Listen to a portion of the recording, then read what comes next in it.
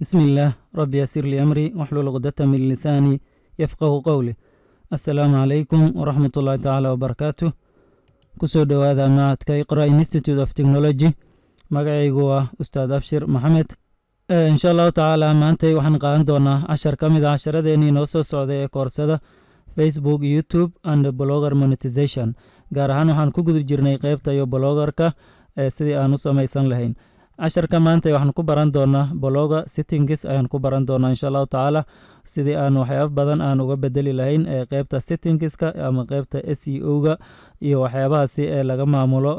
loo hagaajiyo ayaan insha allahu tacaala aan ku baran doonaa. haddaba si aan u sameyno midaasi marka waxaan tagi doonaa qaybta iyo website-keena ayaan tagi doonaa insha allahu tacaala. haddaba marka halkan markaan joogno waxaan tagi doonaa qaybta wejiga hore ayaan tagi doonaa oo qaybtaani ah. kadibna halkaani waxaad u jeedaa meel ay ku qoran tahay marka settingska ayaan ku dhufan doonaa marka ugu horeysa. halkaani waxaa inoo qoran saad u jeedo ugu horeeya waa titleka waad bedeli kartaa haddii aad rabto website-ka magaciisa aad ka dhigi kartaa, haddii aad rabtona wax kale aad ka dhigan kartaa. halka markaana waxaa inoo qoran lacag same ayaa inoo qoran halkaani sideeda ayaa inoo ahaan doontaa. waxaana laga rabaa ama aad gelin kartaa halkaani ilaa iyo 100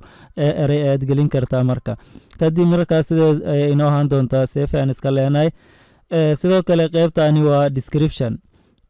descriptionka waxaa laga rabaa ilaa iyo 500 oo erey ayaa laga rabaa inaad soo geliso halkaani. descriptionku micnihiisu waxay tahay waxyaabaha website-kani looga hadla oo keywordska u ama mainka u ah inta badan ee focuska uu saaro website-kani marka la soo sirji gareeyo ereyadaasi ama qoraaladaasi ama sheyaalkaasi qofka marka uu heli karo ayaa ka mid ah descriptionka. marka descriptionkani inaad qorto waxay qaadanaysaa waqti inaad geliso ayay kaaga baahan tahay. haddaba marka waxaan samayn doonaa waqtigaasi sidaas u badan maadaama aanu haysan marka waxaan ku tusi doonaa mid howlfududeeye ah oo lagu magacaabo ChatGPT ayaan ku tusi doonaa sida aad uga samaysan lahayd marka howshaasi. marka hore marka waxaan soo kicsan doonaa Google-ka ayaan soo kicsan doonaa mar kale. kadibna marka waxaanu soo kicsaday saad u jeedin ChatGPT halkaan iga furan oo diyaari ah. kadib halkaan waxaan leeyahay marka waxaan dhihi doonaa ChatGPT waxaan leeyahay write me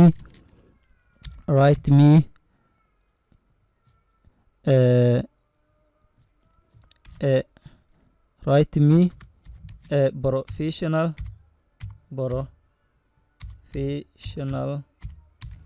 write me a professional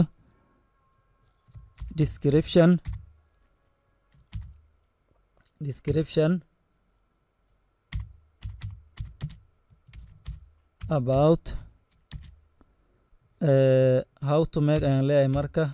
maadaama lacag samee uu ahaa cinwaankeena ama website-keena magaciisa about how to make money online. waxaan leeyahay marka write me a professional description about how to make money online ayaan leeyahay. kadibna waxaan leeyahay marka enter ayaan leeyahay marka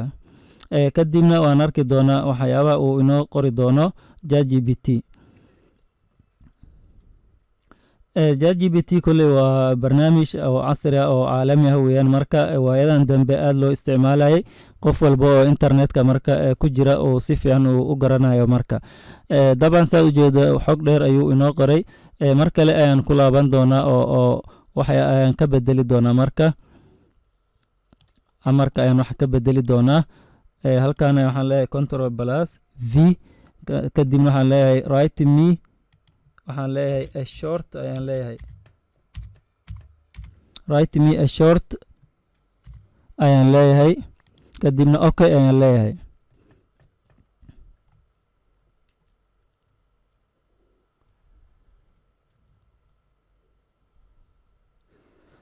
kadib waad u jeedaa midkii haddaa iyo midkaan isku mid maan marka midkaan ayaa marka gaaban midkaan ayaan leeyahay copy ayaan leeyahay. copy markaan dhahno kadib waxaan ku laaban doonaa website-keena ayaan ku laaban doonaa kadibna halkaan waxaan ku leeyahay marka Ctrl+V oo best ayaan leeyahay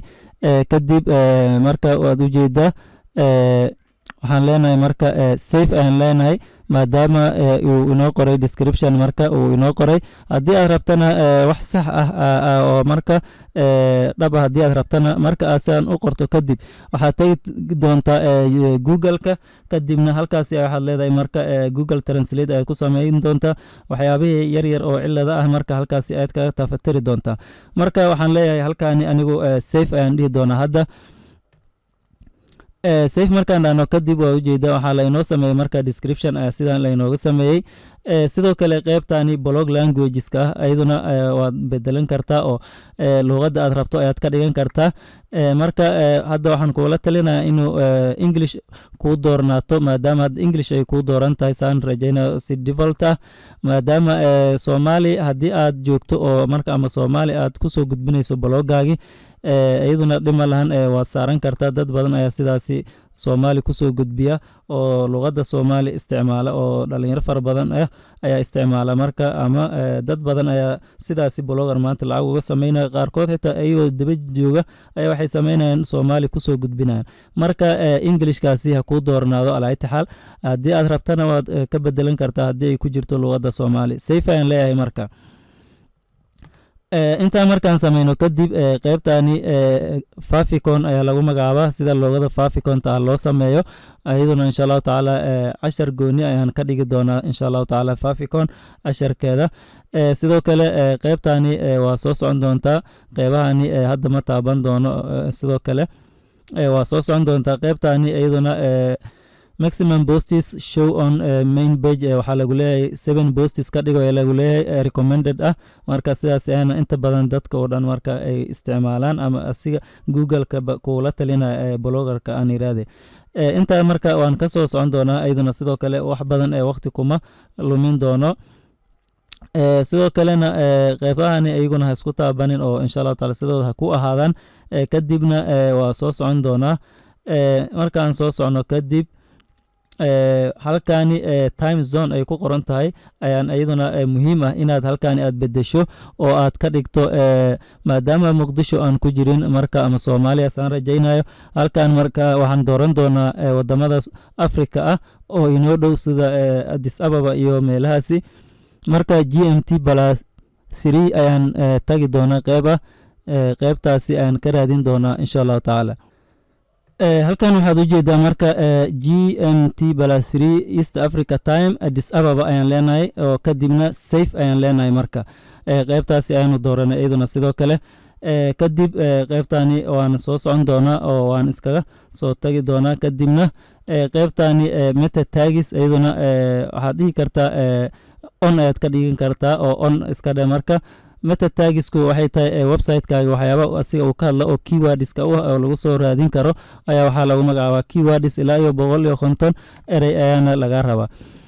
isla sidani si lamida marka waxaan samaysan doonaa qeybtani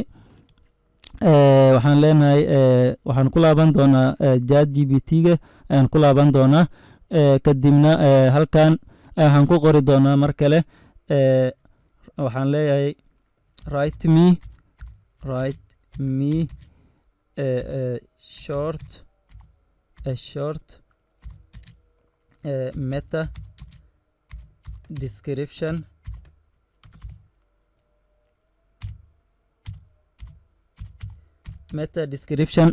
waxaan leeyahay about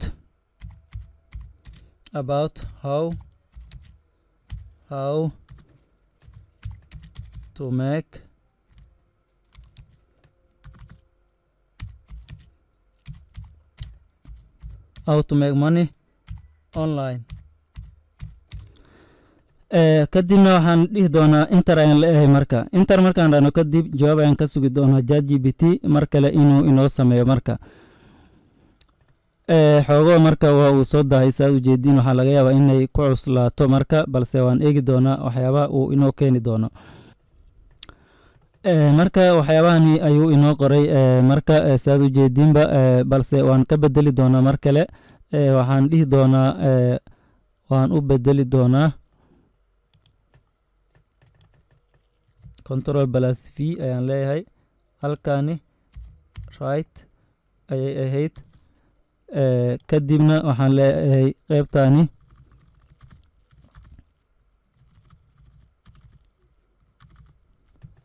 about waxaan leeyahay keywords about keywords ayaan leeyahay marka